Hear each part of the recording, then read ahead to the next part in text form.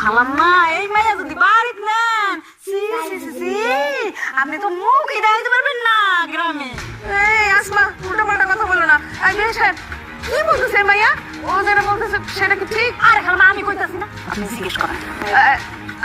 আচ্ছা আচ্ছা বলেন তো, ও বলতেছে যেটা সেটা কি ঠিক? আসল ঘটনা হয়েছে কি, এটা তো ঘটনা একটা ঘটছিল, কিন্তু আমি আমি বাবা হয়ে করেছি এই উপর আল্লাহ আল্লাহ সাক্ষী, আমার মাইয়া কোন রকম দোষ ছিল না। হ্যাঁ আচ্ছা ঠিক আছে, বুঝতে পারছি। মানে ওই মাইয়া যে কথা বলছে সেই কথা সত্য। এই রাসেল, তুই উঠবি না এখানে বসে থাকবি? ওই ধর্ষিতা 10টা মেয়ের বিয়ে করবি নাকি তুই? মোটেও না, আমি কোনোভাবেই দর্শিত মায়ের বিয়ে করব না। কোন সমস্ত মেয়ে হবে আমার দর্শন করা মেয়ের বুঝি না।